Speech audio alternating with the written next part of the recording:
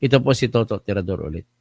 At ang ating pag-usapan sa ngayon ay ito po yung ebidensya na ang mga congressman na pumirma sa impeachment laban kay Sara Duterte ay tumanggap ng 150 million na mga proyekto para ito sa mga tinatawag na AKAP, AX, at saka MAEP na mga guarantee letters. So, tatalakay natin ang mga guarantee letters. Okay.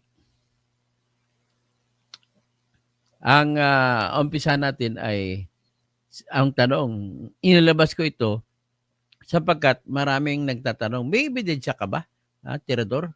May ebidensya ka ba, Toto Tirador, na may mga congressman na tumanggap ng 150 million sa bawat pirma ng congressman para sa impeachment laban kay Sara? Ang first evidence ko po ay ganito. Bakit? Ayan ang katotohanan na sabay-sabay sila pumirma. 215 at may humabol pa na 25. Naging 240. Sino ba naman napipirma na hindi 2 oras lang, hindi pa nabasa? Bakit ka pipirma? So, yan po, sapagkat na pumirma sila na kahit kulang ang oras at kahit hindi nila nabasa, yan po ang ebidensya na may ibinigay ang nagpapirma sa kanila. Sino ba nagpapapirma sa kanila? Yung boss nila na si Romualdez, Martin Romualdez. That's the first evidence. So, the second evidence ay yung katotohanan na dahil sa pagmamadali, yung kanilang verification ay depektibo. Hindi sinunod kung ano na ayon sa House rules na dapat na verification. Ang verification kasi yun, ipasinumpang salaysay na nilalagay po sa hulihan ng reklamong impeachment na kung saan yung mga nagdeklara na pepirma sila bilang nagreklamo ay sila po ay nanunumpa sa katotohanan na nabasa nila ang lahat ng impeachment complaint at saka mga ebidensya. At nanunumpa rin sila na lahat ng nabasa at na mga aligasyon at mga ebidensya ay personal nilang alam o naintindihan nila yung nabasa nila.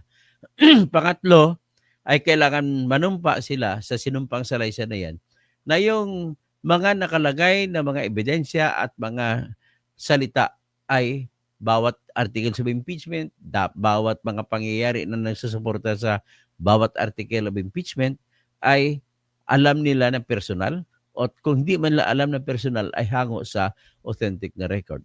Ang pang-apat ay kailangan isumpa nila na ang sinampang nila na reklamong impeachment ay lehitimo at hindi po sa pagpakay na paninira o pakay na pangharas o pakay na makakakuha ng leverage o pakay na hindi para sa politika.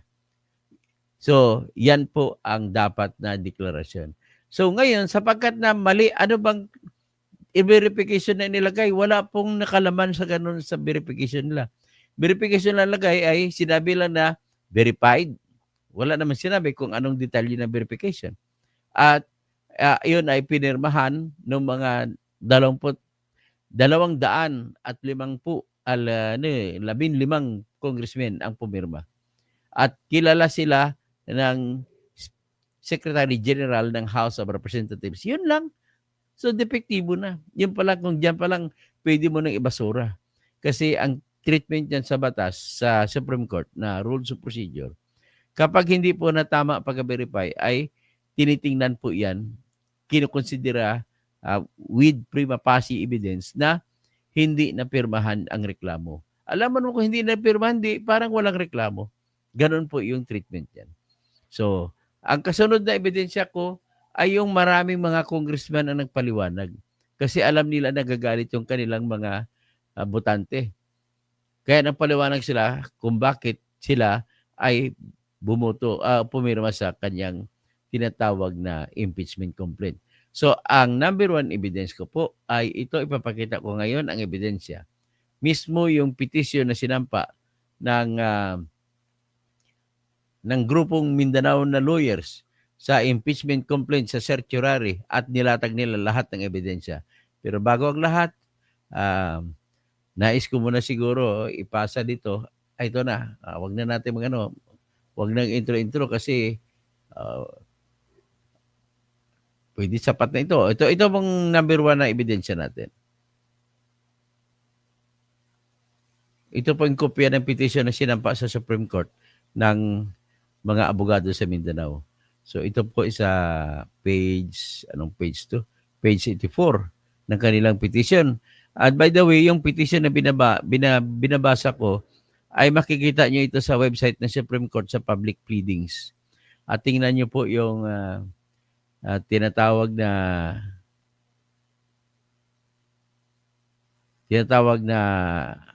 petition for certiorari and prohibition na sinampa ng mga Mindanao lawyers.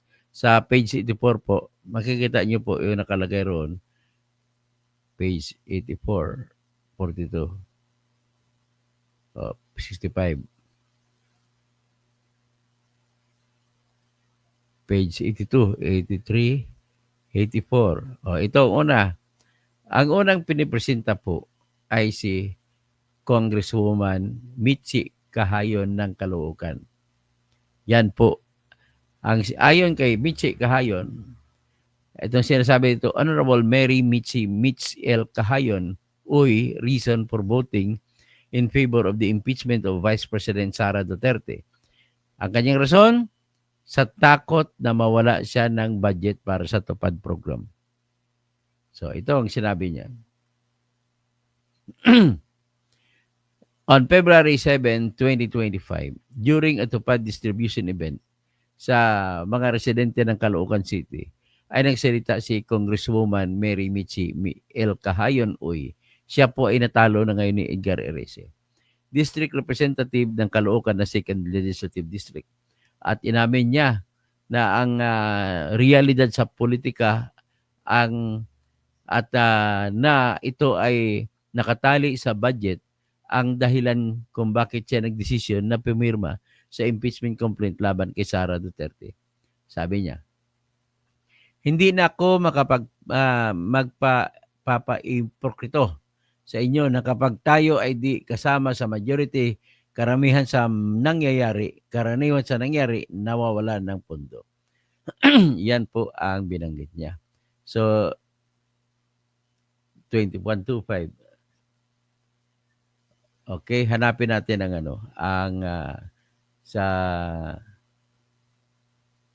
hanapin natin sa AI kung ano tong video na to para may papatugtog ko sa inyo.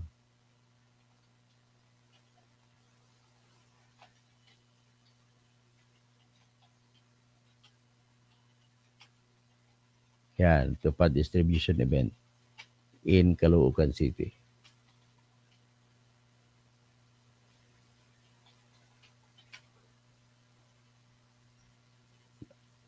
Sana makakuha tayo ng video.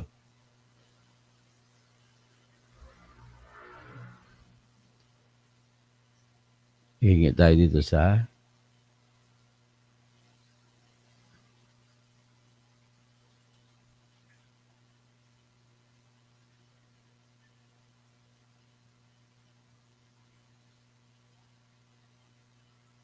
ito na ata. Papakita ko sa inyo.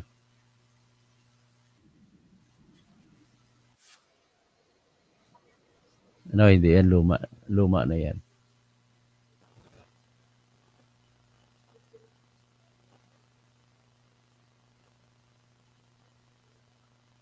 Ang alam ko sa sa TikTok yun eh.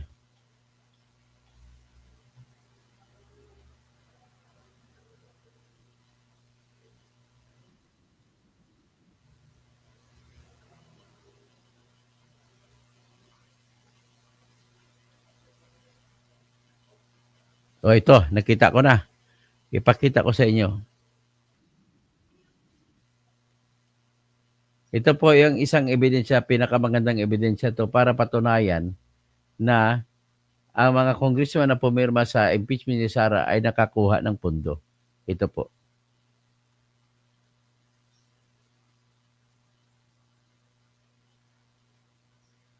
Ito. I-play natin. Tayo, kasi hindi naman ako mag-desisyon ng sarili ko lang. Tama po? Hindi naman ako kinutawan ng Distrito 2 para hindi ko tanongin kung ano yung kinakatawan ko. Tama po ba ako doon? Kaya tinanong ko, alam niyo po ba sa totoo lang, mas marami sa kanila ang pabor sa impeachment. Kaya kasi po ganito, alam naman natin, hindi na ako magpapaka-ipokrito sa inyo. Hindi na ako na kapag tayo ay hindi kasama sa majority, karamihan na nangyayari, karamihan na nangyayari, nawawalan ng pondo. Tama po ba ko doon? Baka mamaya, pag pumoto ko ng impeachment, hindi na natin ito makituloy. Diba? Kasi yung podong inilaan dito, baka makuha na. Diba? Nakukuha po ninyo. Nakukuha po ninyo. So, ano po ba? Kung kayo po nasa kalagayan ko. Kasi nga, desisyonan ko to, o hindi ko ito desisyonan, may masasabi at masasabi yung kalaban. Tama po ba ko? So, ano mas iisipin ko? Ako na lang ang sasalo lahat ng mga pambala niya. Diba? Pero ang importante, nasalit ko yun para hindi kayo mawalan. Ayan, ha? So, yan ang isang ebidensya. Umamin siya pumirma para hindi siya mawalan ng pondo para ibibigay doon sa kanyang distrito. So, yan, isang ebidensya yan. So, ngayon, balik tayo doon sa petition.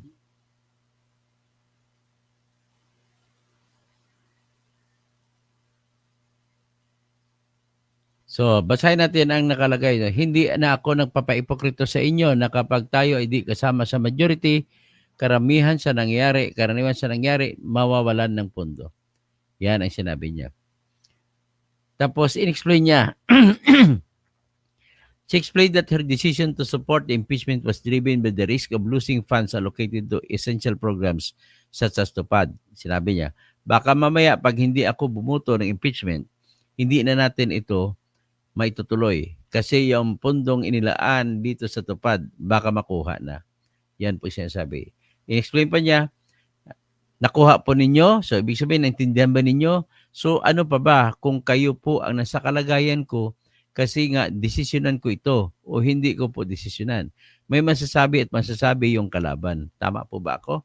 So, ano masisipin ko? Ako na lang po ang sasalo lahat ng mga pambala niya. 'Di ba? Pero ang importante, nasalig ko 'yon para sa inyong nawalan. Alam mo, lumalabas na traidorte ito. Sabi niya, her remarks revealed that the sole reason for her vote in favor of impeachment was the fear of losing budget allocation for the TUPAD program. TUPAD or tulong panghanap buhay sa ating disadvantaged or displaced workers is a temporary wage employment assistance program for displaced, marginalized, and vulnerable workers. The statement suggests that she did not in any way believe that Vice President Sara Duterte committed the alleged acts that warranted her impeachment. Ito naman si Cebu Representative and Deputy Speaker Vincent Franco Prasco also appeared getting zero funds for their projects in the district. A week later, hanapin din natin yung salita ni Vincent Prasco. Kasi meron din siyang video na nagsalita din siya.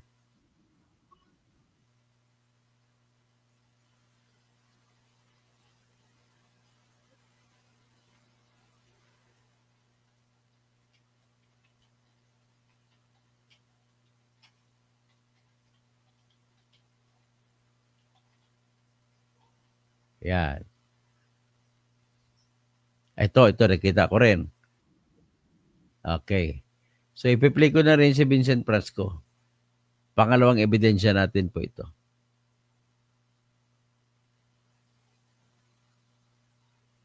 Si Congressman Prasco, Joke Prasco, kung tawagin. So, yan ha. Ang number one reason yun, anong ipirma. May mga... Mr. President, my vote is yes, my dear colleagues. Nako. In our Constitution, the sovereign Filipino people agreed to establish a government that will run our country. Ulitin Ang natin. number one reason yun, nganong nipirma ko sa pagpahatot sa Sabi niya, number one reason, bakit ako pumirma sa impeachment kay Sara Duterte. Sige, impeachment complaint nato sa Senado. Number one reason, labaw sa tanang mga reasons, tungod ninyo. ang rason bakit at lahat ng rason ay dahil sa inyo. Tungod sa ato ang mga programa. Tungod Dahil sa ato ang ating mga proyekto, program. Tungod sa mga kalambuan nga ato nang nabuo Dahil po sa ating mga success na ating dapat kukunin, kaya pumirma daw siya. Yan. dinhi sa ato ang lungsod sa Liloan o sa tibok Quinto Distrito. Dito sa lugar sa Liloan. Nga marisgo ang ato ang mga programa. Ang number one reason yun, nganong nipirma ko sa pagpahatot sa impeachment complaint nato sa Senado. Number one reason, labaw sa tanang mga reasons, tungod ninyo. Tungod sa ato ang mga programa, tungod sa ato ang mga proyekto, tungod sa mga kalambuan nga ato nang nabubo dinhi sa ato ang lungsod sa Liloan o sa tibok Quinto Distrito. Di man ko gusto nga marisgo ang ato ang mga programa. Ang number one So yan So titingnan natin ito, may mga tira pa laban sa May kanila. mga nananawagan na pag-inhibit doon sa mga senador na pro-Duterte umano. Ikaw ba ay isang ayon na dito? Magiging patas ba ito? How about yung mga anti-Duterte naman? I think it's a very desperate and almost a stupid move. Dahil alam natin, the 24 senators should be the judge. Ano ang where is the fairness kung alam natin na yung idea ng isang senator is leaning on the side of Duterte? Paano naging bias kung sa tingin niya ay talaga lang walang kaso na against VP Inday? In the first place, yung 125 million, galing yun kay Bongbong eh. Binigay niya on the last minute. And I think na short change talaga si VP Inday. Pero I think the bottom line of the impeachment trial is VP Inday was very active in using her confidential fund and her office in fighting insurgency. Lalo na yung mga recruitment sa mga school campuses. As DepEd Secretary, talagang nilabanan yun ni VP Inday Sara. Kaya galit na galit yung Kamatayan Black, galit na galit yung mga makakaliwa at yung mga terorista. Dahil isa si Inday sa pinakamatapang, pinakahaligi sa laban ng mga Pilipino, laban sa rebellion, laban sa komunista, at laban sa mga terorista. Nakikita naman natin na ang House of... Tama na yan. Yan ang mga offshoot o resulta ng pagtatraidor ni Joke Prasco. So, ano pa bang ibang ebidensya natin? Ito, ibalik ko po yung petition. Ito po yung petition na sinumit sa Supreme Court. At ito po yung binasihan ng Supreme Court ng action nito. So, itong salita na sa English, i-translate ko na sa English ang salita ni Joke Prasco. I signed the impeachment because of you, because of our programs, projects development. I will not risk our programs, projects in the town of Liloan if I do not join the majority. Yan. Speaking in a caravan of services in his hometown in Liloan, Cebu, on Tuesday, February 11, 2025, Congressman Prasco stated that if he did not sign the complaint, the projects and programs intended for Cebu's 5th district are at risk, which included scholarships for the district's 16,000 students, financial assistance for persons with disabilities, senior citizens, and solo parents, and budget for big-ticket infrastructure projects like Camotes Airport. Prasco further justified his vote by explaining that should he fail to join the majority, his office and that of the entire 5th district could potentially have zero budget. So, masiruhan ta sa kaayuhan sa mga programa o mga proyekto sa atong distrito. So, isa pa na kasi Honorable Francisco Jose Bingo Matugas II, reason for voting in favor of the impeachment of Vice President Sara Duterte to ensuring due process, sabi niya. Sabi niya, on February 6, 2025, Honorable Francisco Jose Bingo Matugas II, District Representative of Surigao del Norte, 1st Legislative District, explained his rationale for signing the 4th impeachment complaint against Vice President Sara Duterte. in a radio station segment of Bingo Bagtik mo serbisyo.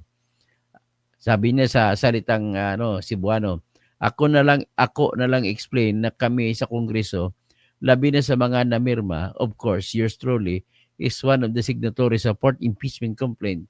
Nakita namo kay for the past hearings, mga investigations walay makatag side ang atong Vice President.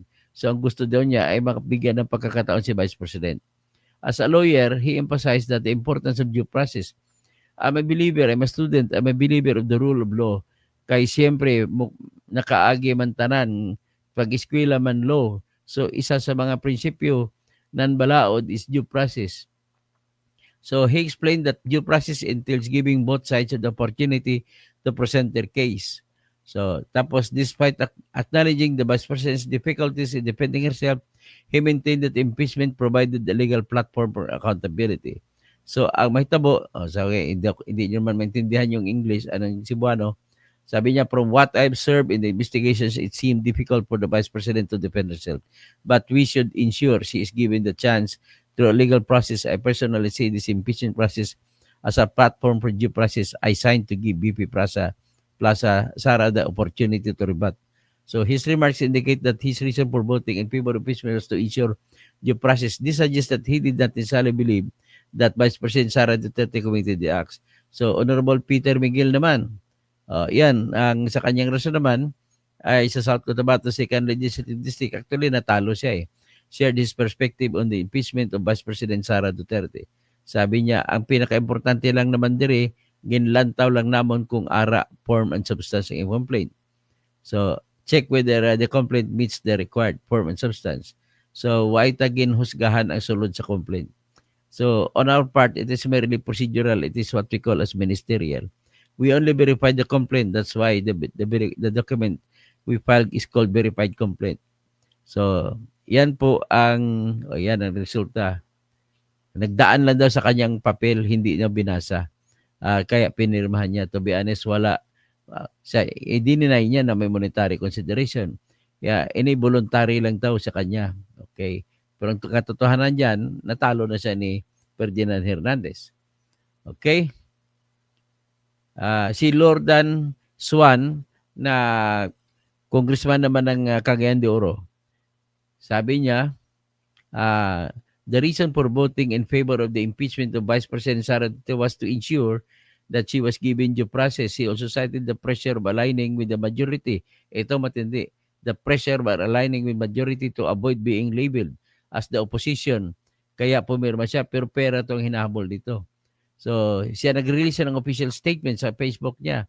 At kung saan sinabi niya, ito, joint official statement of Congressman Christian Is Onabia and Lordan Swan and Yevgeny Bambi Imano on the endorsement of the verified complaint for impeachment. As elected representatives sworn to uphold the Constitution, we, Congressman Christian Onabia, Congressman Lordan Swan, and Congressman Yevgeny Imano, have endorsed the impeachment complaint against Vice President Sara Duterte in adherence to the principles of transparency, accountability, and due process.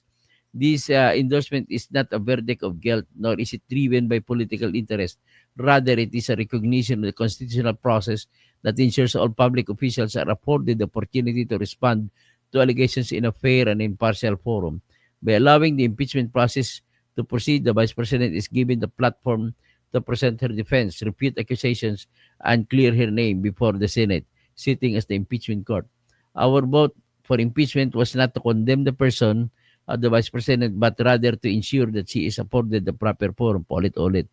So ito mga rason na mga hindi totoo. Our decision was made in good faith and in the best interest of our democratic institution. Upholding the rule of law and integrity of public office is a responsibility we take seriously regardless of political affiliations or personalities involved. We remain steadfast in our commitment to good governance and public service, and we trust in the democratic mechanism. So, ibig sabihin, bakit sila mag-explain? Ang tanong niyo, bakit sila mag-explain? Kung wala silang ginawang kasalanan. Pero sa interview niya sa kanya, sa radyo sa Brigada FM, bugat ni ining decision sa ako, dili ni sayon. Mabigat daw decision sa kanya pagpirma at hindi madali. At sinabi niya, the political reality of budget allocations. Ito, umamin na siya. Sama sa akong giingon, sa English na lang basahin ko. As I said earlier, if we do not align with the administration, with the majority, we will be considered part of the opposition. And once we are in the position, it becomes difficult to request additional budget allocations. So ito po yung indirect admission na yung 150 million na binibigay sa kanila na soft projects. Sa 50 million sa 25 million sa tupad, 25 million sa AX, at sa AX at saka AKAP. Yun po ang binigay sa kanila. So, Secretive Conduct of the February, ito yung caucus. Tapos may umamin na si Honorable Ronald Cardema, chairman of the Duterte Party List, expressed dismay about the lack of transparency leading up to the impeachment caucus in February 6 interview. Actually, narinig pala niya, hindi ko nababasahin yan. Wala pala siyang mga gandang ebidensya. Si Mayor Magalong naman, sabi niya, alongside criticisms of the UDA para sa kapos ng kita program, which was merely inserted by the House of Representatives into the 2025 National Budget, Baguio City Mayor Magalong has exposed what he calls as 7-7 scheme. Kung hindi ka sasama doon, patay kang bata ka. So, yan po ang ilan sa mga ebidensya na sinumiti sa Supreme Court. At of course, yan ang binasihan ng Supreme Court kung bakit umaksyon ito na ideklara na null and void ang reklamong impeachment. So, that's it. Yan po ang mga ebidensya pinapakita natin. At siyempre, yung iba hindi naman talaga amin. At walang tao amin. Tandaan niyo po yan. At hanggang dyan na lang at shoutout na lang ako. Si Ben Rickmador, Rodi Rabi, Pastor, no? Tapos si 3D Fairchild. Torne, kaya ba ubusin ang confidential funds sa 125 just 11 days? Kayang-kaya ubusin. Bakit? Ganito po yan, 3D. Sa SAF, hindi ko alam kung magkano ang binigay nila sa mga kasama ni Marwan, yung number 1 bomber sa Asia. Bakit namatay yung SAF 44? Nalala niyo sa Mama Sapano. Kasi pumunta sila roon sa lugar sa Mama Sapano. At ang Mama Sapano ay lugar ng mga MILF. So, para lang silang pinagpraktisan na parang mga pato na binabaril. Suppose pumunta sila doon sa eksaktong lugar kung saan yung bomber na si Marwan. Paano nila natunton, 3D Fairchild? Tanong ko sa iyo, may idea ka ba? Alam mo, sa totoo lang, mahigit, hindi ako malak, kailangan mga mahigit 50 million ay binigay ni Noynoy Aquino para maitunton lang, para maibigay ang location o lokasyon ni Marwan. Yan po ang dahilan. Kaya wala pong eksaktong presyo sa inaraw-araw, hindi po standard yan. Alam mo ba, 3D Fairchild, manood ka nga ng YouTube documentary na ang title niya is 0-30 sa YouTube. Makita mo dyan, nagbigay ng bagong bumili ng bagong Ferrari ang mga CIA para ibigay sa isang tao kapalit ng cellphone, ng telephone number kung saan mahagilap si Bin Laden. So dapat maintindihan niyo, walang eksaktong presyo na hindi po standard yan. Okay? Sabihin na perjury ba dapat kaso dyan sa mga kongresuman? Pwedeng kaso ng perjury kung talagang sisinungaling sila. 3D Fairchild, tanong ko na rin, Torne, naubos 125 million kapatid, ano po ang output? Meron po silang output na ibigay na po dyan sa, hindi po yan pinapakita, 3D, dapat maintindihan mo, mga sikreto kasi yan. Pag ibinigay mong output, at pag binigay mong pangalan, mabibisto, mamamatay yung mga taong pinagkukunan ng informasyon.